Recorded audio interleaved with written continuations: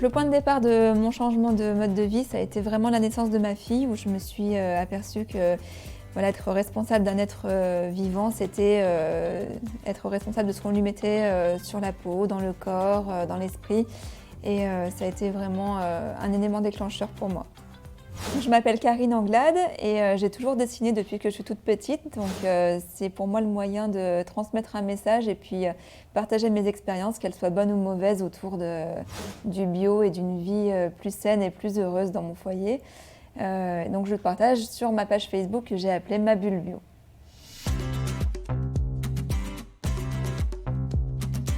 Adopter un mode de vie meilleur pour la planète, consommer mieux et moins, c'est le défi que s'est lancé Karine.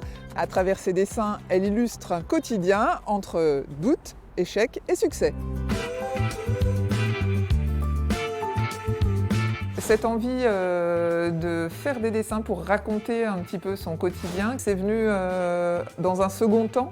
Et moi, c'est un peu ma façon de contribuer à partager mes expériences aussi, et puis pourquoi pas à faire en sorte que les autres me partagent aussi leurs expériences et que ce soit une richesse commune, finalement, qu'on s'enrichisse les uns et les autres.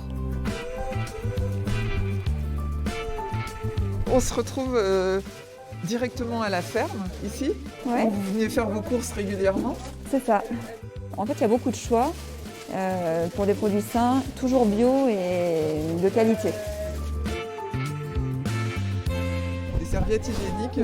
Ça se clipse sur le slip, et après D'accord. on les passe en machine et sans aucun problème. C'est hyper pratique. Ça fait peut-être 2 ans que j'ai plus acheté de protection hygiénique et c'est un budget aussi, on n'y pense pas. Mais il y a aussi du papier toilette lavable. Ça.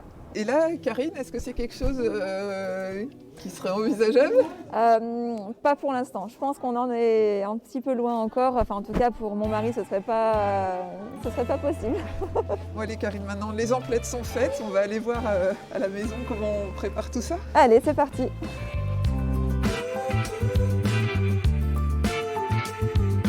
De vouloir avoir une vie comme ça qui tend à consommer différemment, ça veut dire aussi impliquer tout le reste de la famille. Ça se fait comment ça? J'avais l'impression que c'était une évidence et qu'il n'y avait pas d'autres voies possibles.